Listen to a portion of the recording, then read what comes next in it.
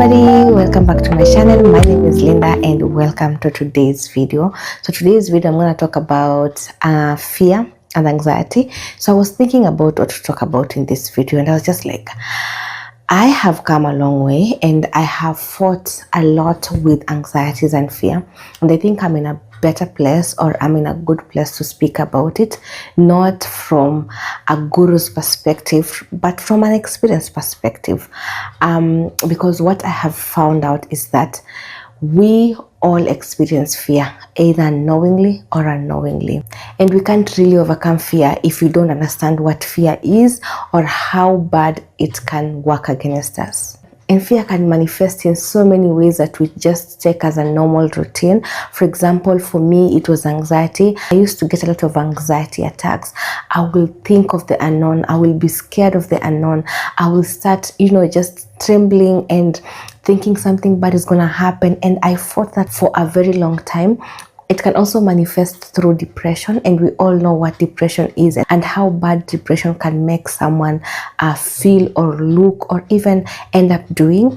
It can also manifest through addiction, and when I talk about addiction, it's not just the drug addiction, but it can also be sexual addiction, it can be social media addiction, it can be tea or coffee, things that look like normal but in real sense you can't do without them.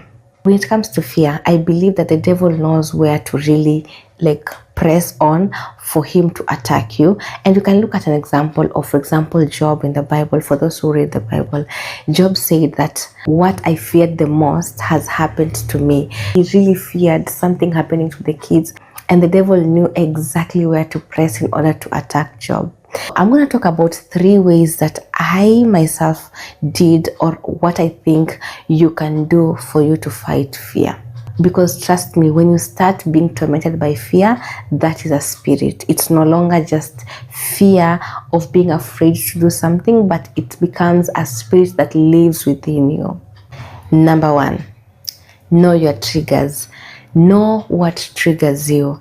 Every single time you think of something and then you become scared, is something that you need to recognize and start renewing your mind in terms of understanding who you are, what you are, and what you can do. One of the things that really did help me, because it got to a point that I was fighting with fear within me, to a point that God really helped me. There's a time, I think in December, when I was pregnant, I was telling God, I am so tired of this feeling. I'm so tired that I can't move forward because of whatever is going on inside of me. And God literally took me to the book of 2 Timothy, where it says that I have not given you the spirit of fear and timidity, but the spirit of power, self-discipline, and love. And that's where I understood that I need to renew my mind in terms of knowing what God has put inside of me, and knowing that I do not have to deal with fear, because fear is not what God has kept inside of me. So I understood my triggers, and then I started renewing my mind in terms of those triggers. For example, every time I'll want to do something big, I will start being scared. And I would really wonder, why am I fighting fear? And it got to a point where I could not even do, or I could not move. And that really blocked a lot of blessing for me, because there's a day that I was chosen to go somewhere, but then overnight I was so scared, I was so afraid, I could not sleep, I was overthinking, I was anxious. And you know what I did? I just took my phone, texted and said, hey, listen, I don't think if I can make it. I have, I'm not feeling well, I'm going to the hospital. And there was nothing like not feeling well. I was just fearful. Fear overtook me, and I regret why I didn't go for that particular thing. So it was due to fear that limited me from achieving the things that I wanted to achieve. And God had to remind me that, listen, Linda, I have given the spirit of power. Power meaning that you are able to cast out fear and speak to yourself and say that I have not been given a spirit of fear, but a spirit of power, the spirit of self-discipline, the spirit of love. So renewing my mind constantly by reading the word of God, reading whatever God is saying about myself. Every time fear will cripple in, I will start reading whatever God says about me, just to remind me who I am, in order for me to renew my mind and start thinking differently. Number 2, find help. Listen, you can't do everything alone. Look for someone, look for a group, look for a community that really empowers you, gives you power, a community or someone who speaks to you. And every time you speak to that person, you feel like you are energized. You feel like you have something new inside of you. They remind you who you are. It can be your best friend. It can be your mom. It can be your dad. It can be whoever. It can be even your colleague at work. Understanding that you cannot face this alone and you need to have someone that you can talk to. Because let me tell you, the worst thing you can do is being alone the time that the devil is trying to oppress you. The devil always wants you to be alone for him to completely finish you off. But the moment you have people around you who are constantly reminding you who you are and who are constantly telling you that you can do better, you start removing all those thoughts. Because how does the devil come? He comes through our thoughts, through our mind, and starts speaking to you when you're alone. So avoid as much as you can staying alone, and try and find some help, or try and find some people who will speak life into you. Number 3, face your fears. Listen, we are not saying that fear is bad. God himself created fear.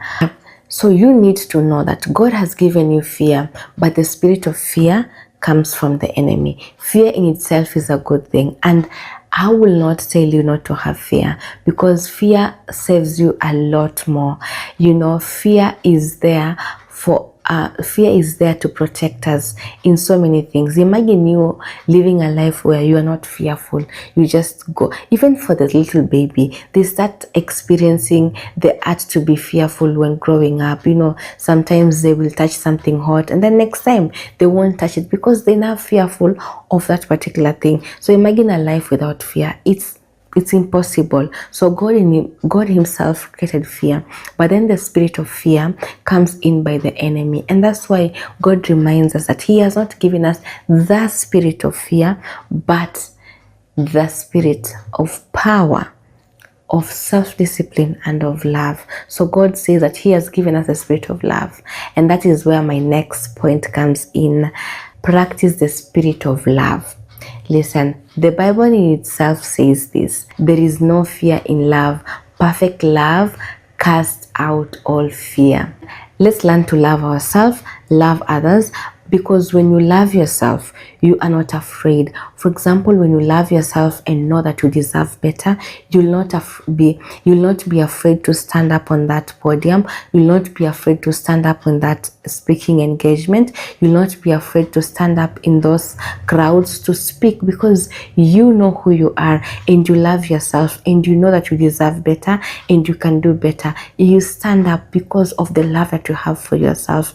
Knowing and loving other people will mean that you know that this information that I'm gonna give is for the best and the good of other people. Me being selfish by being scared and hiding myself and not showing up to speak the things that are supposed to be spoken and be told to these people is me being selfish, and I don't love them enough. So loving yourself and loving other people in the right way will help you fight the spirit of fear.